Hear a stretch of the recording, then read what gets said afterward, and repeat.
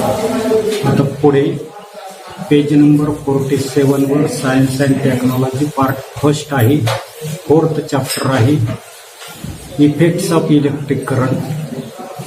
आपल्याला त्या ठिकाणी विद्युत जे आहे तर त्या विद्युततेचे असलेले काही परिणाम जे आहेत ते परिणाम आपल्याला पाहिजेत. याच्यामध्ये energy transfer in electric circuit. पहिल्यांदाच आपल्याला त्या ठिकाणी असणारे काही विद्युत परिपथ जो आहे तर त्या विद्युत परिपथामध्ये ऊर्जा जी आहे तर त्या ऊर्जेचं असणारे ते काही स्थानांतरण जे आहे तर ते स्थानांतर कसं होतंय तर तो कन्सेप्ट आपल्याला पाहिजे. त्याच्यानंतर दुसरं आपलं सांगितलं की heating effect of electric current. जे उष्णता जी आहे तर त्या म्हणजे विद्युत धारा जी आहे तर ती विद्युत धारा पाठवल्यानंतर असणारा तो काही हिटिंग इफेक्ट जो आहे तर ते हिटिंग इफेक्ट त्या ठिकाणी कसा होतो. थर्ड आपल्याला दिलेली की magnetic effect of electric current. विद्युत धारा जी आहे तर ती विद्युत धारा पाठवल्यानंतर त्या ठिकाणी असणारे काही चुंबकीय अशा प्रकारचे असलेले काही परिणाम जे आहेत ते परिणाम त्या ठिकाणी कसे होतात हे आपल्याला त्या ठिकाणी पाहिजे. याच्यामध्ये मागचं आपल्याला काही आठवायला सांगितलं. कॅन यू रिकॉल म्हटलेलं आहे की how do we decide that a given material is a good conductor of electricity or is an insulator. 9वीला आपण तिकडे पाहिलेलं आहे की एखादा असणारा तो काही वाहक जो आहे किंवा एखादा असणारा काही पदार्थ जो आहे तो पदार्थ त्या ठिकाणी गुड कंडक्टर ऑफ इलेक्ट्रिसिटी किंवा इन्सुलेटर त्या ठिकाणी कधी असतो काय सांगता येईल.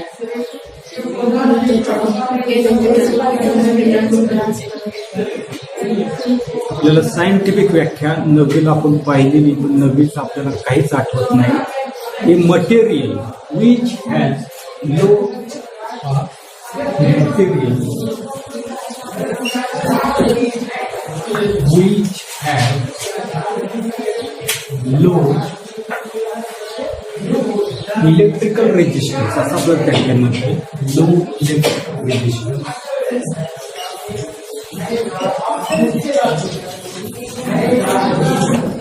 याला म्हणून आपण त्या ठिकाणी इलेक्ट्रिकल कंडक्टर म्हणजे असा पदार्थ ज्याचं त्या ठिकाणी विद्युत असणारा रोध जो आहे तो विद्युत रोध कसा असेल कमी असेल तर त्याला म्हणून आपण त्या ठिकाणी कंडक्टर. याच्या उलट आपल्याला इन्सुलेटर आहे. त्या इन्सुलेटरच्या वापरून आपल्याला material which has high electrical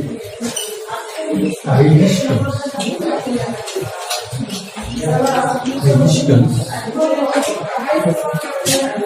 is called insulator. त्याला आपण त्या ठिकाणी दुर्वाहक अशा पद्धतीचं त्या ठिकाणी म्हणतात. 9वीला आपण पाहिलेले आठवत नसेल तर पुन्हा 9वीचं पुस्तक त्याच्यामध्ये दिले.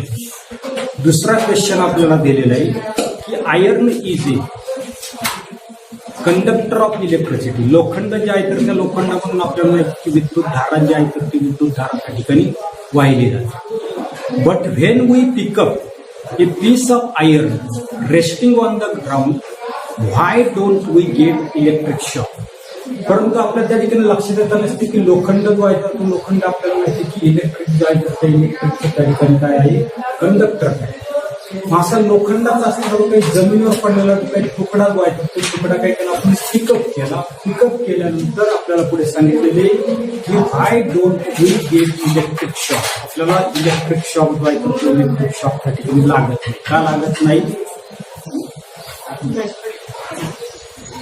आपल्याला साधं कारण त्या ठिकाणी सांगता येईल की when we pick up and electric piece resting on the ground we don't get electric shock because this piece does not contain any electric charge.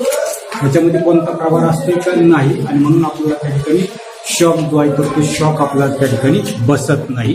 त्याच्यानंतर पुढे पहा की we have learn in the earlier standard about static electricity.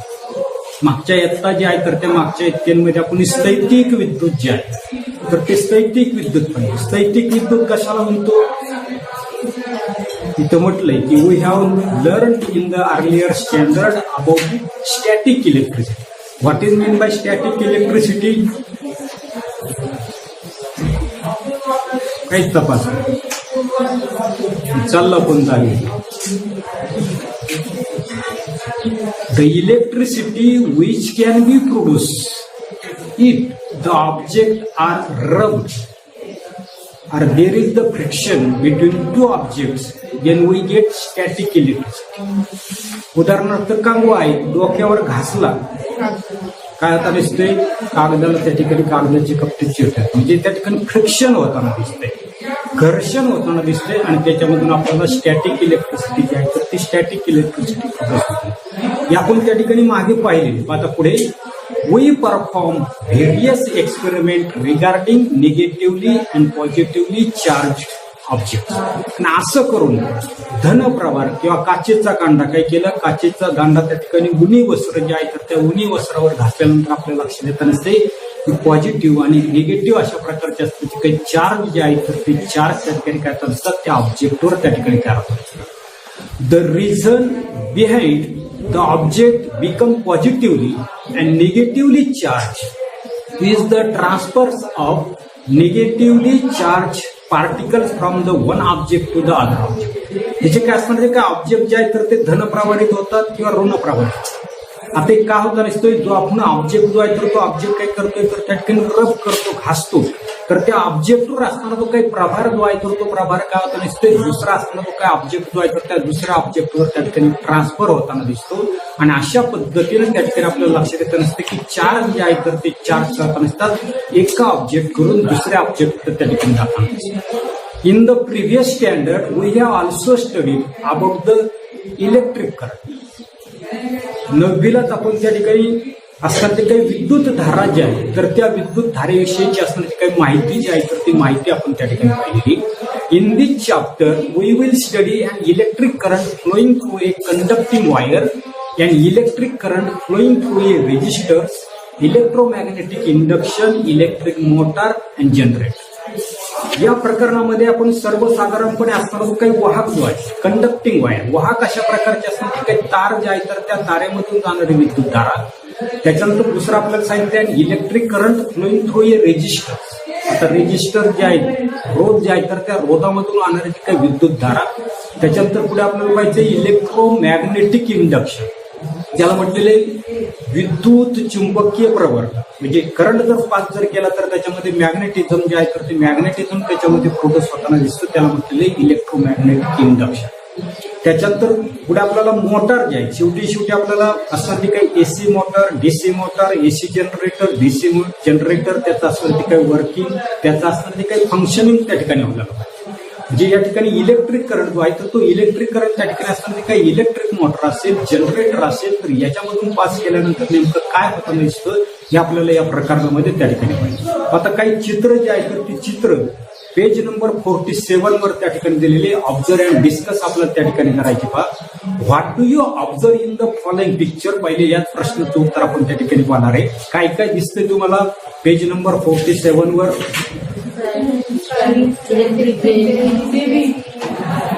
TV दिसते. बरं, पुढे एक एक पहा. पहिलं दिसतंय तर ते आहे लॅम्प. लॅम्पच्या शेजारी टीव्ही आहे. टीव्हीच्या शेजारी पुढच्या बाजूला त्या ठिकाणी कॉम्प्युटर आहे. त्याच्यानंतर कॉम्प्युटरच्या पुढच्या टेबलवर आपल्याला त्या ठिकाणी इलेक्ट्रिक फॅन आहे आणि शेवटी काय दाखवलंय इलेक्ट्रिक बेल आहे. बरोबर. पुढे आता which effects of the electric current do you find.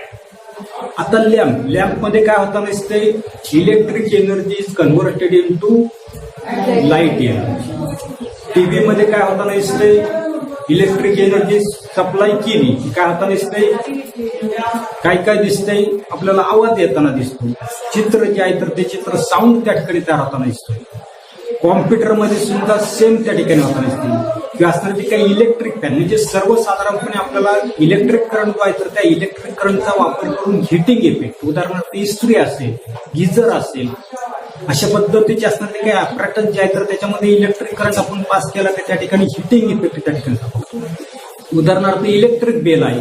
Electric बेलमध्ये काय होतं नसते मॅग्नेटिझम किंवा मॅग्नेटिक प्रोडक्शन त्या ठिकाणी होतं नसते. चुंबकत्व जे आहे तर ते चुंबकत्व त्या ठिकाणी निर्माण होतं नसते.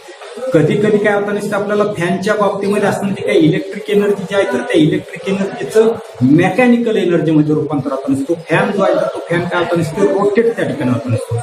कधी कधी आपल्या लक्षात येत नसते की असताना जी काही मेकॅनिकल एनर्जी जी आहे तर ते मेकॅनिकल एनर्जीचं साऊंड एनर्जी जी आहे तर त्या साऊंड एनर्जीमध्ये रूपांतर होतं. म्हणजे अशा पद्धतीने आपल्याला इलेक्ट्रिक एनर्जी जी आहे तर त्या इलेक्ट्रिक एनर्जीचा वापर करून अनेक अशा प्रकारचे असताना काही परिणाम जे आहेत तर ते परिणाम त्या ठिकाणी जे दाखवलेले ते काही विविध अशा प्रकारचे इफेक्ट्स ऑफ इलेक्ट्रिक करंट जे आहेत तर ते इफेक्ट्स ऑफ इलेक्ट्रिक करंटमुळे त्या ठिकाणी होतात. त्याच्यानंतरचा पुढचा भाग आपल्याला पाहिजे एनर्जी ट्रान्सफर इन या इलेक्ट्रिक सर्किट त्या ठिकाणी आपल्याला पाहिजे.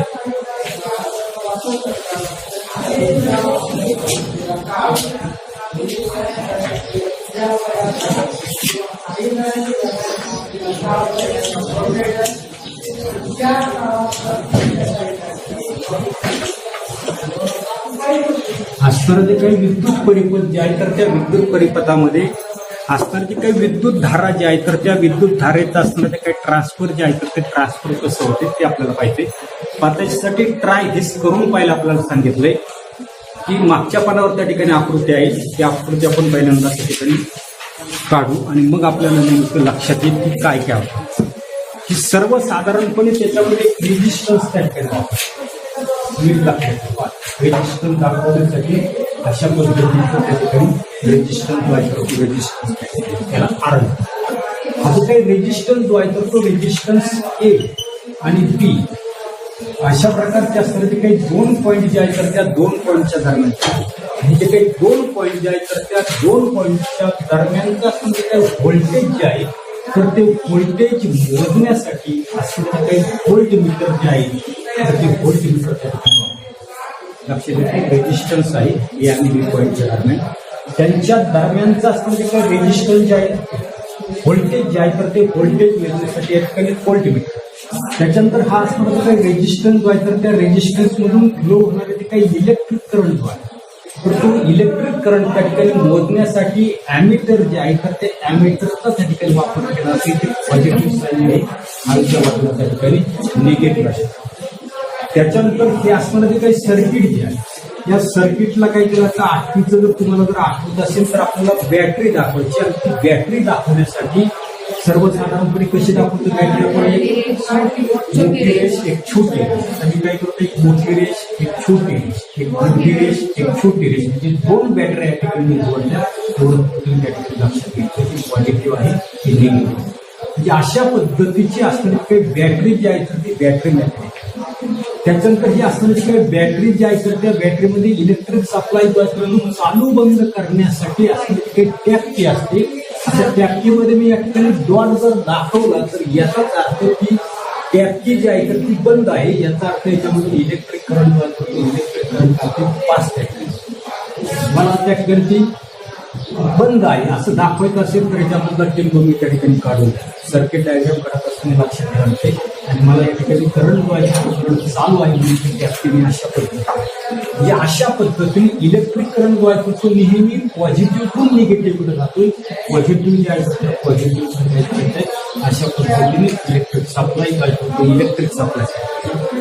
त्याच्यानंतर हे असणारे जे काही व्होल्टमीटर जे आहे तर ते व्होल्टमीटर सुद्धा जोडत असताना पॉझिटिव्ह निगेटिव्ह अशा पद्धतीची त्याची असणारे काही टर्मिनल जे आहेत ते टर्मिनल आहे. त्याच्यानंतर एबी हे जे काही दोन पॉईंट जे आहेत त्या एबी पॉईंटच्या दरम्यानचं असणारे जे काही व्होल्टेज जे आहे तर ते व्होल्टेज सर्वसाधारणपणे आकृतीमध्ये VAB अशा पद्धतीने त्या ठिकाणी दाखवलेलं आहे. अशा पद्धतीचं त्या ठिकाणी असणारे काही सर्किट जे आहे ते सर्किट आपल्याला त्या ठिकाणी दाखवली. आता काय काय करायचंय ही कनेक्टिंग वायर्स आहे त्याच्यामध्ये. त्याच्यानंतर आपण असणारे काही इलेक्ट्रिक सेल जो आहे तो इलेक्ट्रिक सेल आहे हा त्या ठिकाणी इलेक्ट्रिकल रेजिस्टन्स त्या ठिकाणी आहे. त्याच्यानंतर इथे व्होल्टमीटर जोडलेले इथे काय केलेलं आपण अॅमीटर हे नावं तुम्ही त्या ठिकाणी लक्षात ठेवायचं. व्होल्टमीटर सर्वसाधारणपणे व्होल्टेज मोजण्यासाठी अॅमीटर जे आहे तर ते अॅमीटर करंट जो आहे करंट मोजण्यासाठी आणि जे आपल्याला या ठिकाणी लगते अशा पद्धतीचे त्या ठिकाणी असतात. जे काही डायग्राम जे आहे तर ते डायग्राम आहे. Procedure connect the circuit as shown in the accompanying figure 4.2 किंवा फळ्यावर दाखवलेल्या पद्धतीने काय करायचं सर्किट डायग्राम जे आहे तर ते सर्किट डायग्राम त्या ठिकाणी जोडायची. पुढे after taking the components with proper value आता या ठिकाणी व्होल्टमीटर घ्यायचे अॅमीटर घ्यायचे रेजिस्टन्स घ्यायचे बॅटरी घ्यायची योग्य किमतीचा घ्यायचा. आता योग्य किमतीचा ज्या वेळेला नवीनचे आपल्याला खरं तर आपण प्रयोग करून पाहिला पाहिजे परंतु काय आपण प्रयोग केलेले आपण करून पाहू त्यावेळेला लक्षात येईल की या ठिकाणी व्होल्टमीटर जे आहे तर किती व्होल्टेज त्या ठिकाणी निर्माण होते या ठिकाणी ते मोजू शकतं का. अशा पद्धतीचं त्या ठिकाणी जे काही व्होल्टमीटर घेणार त्याची कॅपॅसिटी काय एवढा व्होल्टेज मोजण्याची. या ठिकाणी ॲमीटर आपण घेतलं तर किती करंट त्याच्यामधून पास होतं तर त्याची कॅपॅसिटी त्या ठिकाणी पाहिजे. त्या ठिकाणी आपल्याला रेजिस्टन्स त्या ठिकाणी आहे. हे रेजिस्टन्स जे आहे तर ते किती ओहमचं आहे अशा पद्धतीच्या योग्य अशा असणाऱ्या काही व्हॅल्यू जे आहे तर त्या व्हॅल्यूचं काय करायचंय जे काही कॉम्पोनंट्स घटक जे आहे तर ते घटक त्या ठिकाणी आहे. पुढे मेजर द करंट आहे.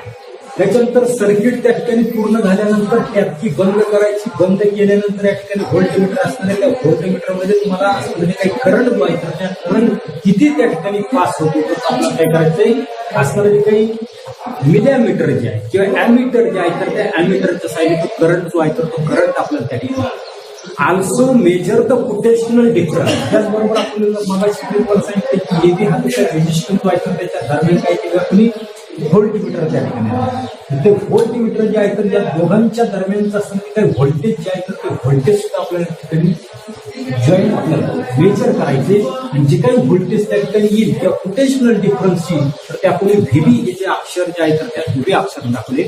ते पुढे आपल्याला सांगितलंय की पोटेन्शियल डिफरन्स व्हीबी कुठला आहे. Potential difference VB between the 2 points. कोणते 2 पॉइंट्स आहेत तर आकृतीमध्ये आपल्याला आता काही रेजिस्टन्स जो आहे तर त्या रेजिस्टन्सचा ए आणि बी या 2 पॉइंटच्या दरम्यानचं असणारे जे काही पोटेन्शियल डिफरन्स जे आहे तर ते पोटेन्शियल डिफरन्स आपण VAB या अक्षराने त्या ठिकाणी. त्याच्यानंतर दुसऱ्या त्या ठिकाणी लक्षात ठेवायचे the potential at the point A is higher than the potential at the B. त्या ठिकाणी सर्वसाधारणपणे ए हा जो काही पॉईंट जो आहे तर त्या ए पॉईंट पाशी आणि बी पॉईंटचा जर आपण जर विचार जर केला तर सर्वसाधारणपणे आपल्या लक्षात येत नसते की ए पॉईंट जो आहे तर तो हायर पोटेन्शियल डिफरन्सला त्या ठिकाणी असणार आहे. बी पॉईंट जो आहे तर तो बी पॉईंट त्या ठिकाणी काय सांगितलंय लो पोटेन्शियल डिफरन्सला त्या ठिकाणी. आता का असणार आहे तर 4 जर आपण पाहिला तर या ठिकाणी ए पॉईंट जो आहे तो कशाला जोडला कोणी पॉझिटिव्ह पॉईंट आणि जिथे पॉझिटिव्हला जोडलेला असेल तर त्याच्यामधलं असलेलं पोटेन्शियल डिफरन्स आहे तर ते सर्वात जास्त. बी पॉईंट जर पाहिला आपण तर बी पॉईंट काय केलेलं आहे निगेटिव्ह टर्मिनल. म्हणजे जो पॉईंट त्या ठिकाणी पॉझिटिव्ह टर्मिनलला जोडलेला असेल तर त्याची व्हॅल्यू त्या ठिकाणी हाय असणार आहे. जो पॉईंट त्या ठिकाणी लो टर्मिनलला किंवा निगेटिव्ह टर्मिनलला जोडलेला असेल तर त्याचं पोटेन्शियल डिफरन्स त्या ठिकाणी कमी असणार आहे. म्हणून ए पॉईंट जो आहे तर तो हायरला असणार आहे. बी पॉईंट जो आहे तर तो कसा असणार आहे लोअरला असणार आहे. एवढं पद्धतीने त्या ठिकाणी लक्षात ठेवा. आता पुढे सांगितले पुन्हा एकदा पहा the potential at A is higher than the potential at B at the point A is connected to the positive electrode of the cell and the point B is negative electrode of the cell. किंवा दुसरा आपण त्या ठिकाणी विचार करा. असाही नाही करायला आपल्याला तर आपल्या लक्षात येत नसते की ए पॉईंट जो आहे तर तो ए पॉईंट पुढे जोडलेला कोणी बॅटरी जे आहे सेल जे आहे तर त्या सेलच्या पॉझिटिव्हला. त्याच्यानंतर ए पॉईंट जो आहे तर तो ए पॉईंट कुठे जोडलेला कोणी निगेटिव्ह टर्मिनल जो आहे तर त्या निगेटिव्ह टर्मिनल म्हणजे बॅटरी जी आहे तर त्या बॅटरीची असणारे काही निगेटिव्ह टर्मिनल जे आहे तर त्या निगेटिव्ह टर्मिनलला त्या ठिकाणी. त्याच्यानंतर पुढे पहा if Q charge flows from point A to हा जो काही करंट जो आहे किंवा असणारा जो काही चार्ज जो आहे तर तो चार्ज समजा आपण क्यू मानलं आणि क्यू एवढा असणारा जो काही प्रभार जो आहे तर तो प्रभार काय होतो दिसतो ए पॉईंट पासून बी पॉईंट जो आहे तर तो बी पॉईंट पासून त्या ठिकाणी फ्लो होता. हा फ्लो होत असताना 9वीचा आपल्याला आठवायचंय की असणारं जे काही वर्क जे आहे. आता हा जो काही क्यू एवढा असणारा जो काही प्रभार जो आहे तर तो क्यू एवढा प्रभार ए पासून बी पर्यंत त्या ठिकाणी फ्लो होत असताना घडून येणारं जे काही कार्य जे आहे तर ते कार्य आपलं दिलेलं पहा work V A B Q अशा पद्धतीचं असणारं जे काही वर्क जे आहे ते वर्क त्या ठिकाणी होतं. आता हे जर कळालं नाही तर आपलं 9वीचं पुस्तक आहे आपल्याकडे काही सध्या 9वीचं पुस्तक आहे तर पुस्तक आणि मग आपल्याला त्या ठिकाणी कळेल की नेमकडे. तर या ठिकाणी वर्क जे आहे तर ते work VABQ has been done on the Q while going from A to. म्हणजे ए पासून बी बिंदू पर्यंत जात असताना किती कार्य त्या ठिकाणी घडतंय तर ते कार्य आपल्याला त्या ठिकाणी VABQ याने त्या ठिकाणी दाखवतं. आणि from where does the energy come to do this work. आता हे जे काय असणार चार्ज जो आहे तर तो चार्ज काय करायचा ए पासून बी पर्यंत त्या ठिकाणी ट्रान्सफर करायचा आहे आणि हा जो असणारा जो काही चार्ज जो आहे तर तो चार्ज त्या ठिकाणी ट्रान्सफर करण्यासाठी लागणारं जे काही कार्य जे आहे तर ते कार्य त्या ठिकाणी पुढून आलं तर ते आपल्याला पुढे दिलेलं आहे. The source of energy is the same. पुढून आलं तर याकडे आपण बॅटरी बोलू. या बॅटरीमधून असणारा जो काही करंट जो आहे तर त्या करंट काय असते तर तो त्या ठिकाणी हा काही चार्ज जो आहे तर तो चार्ज काय होता दिसतो ए पासून बी पर्यंत त्या ठिकाणी काय केला जातो तर त्या बॅटरीमध्ये असणारा जो काही प्रभार जो आहे तर त्या प्रभारामुळे त्या ठिकाणी नेला जातो. The cell gives this energy through the charge Q to the resistance where the work VABQ is found.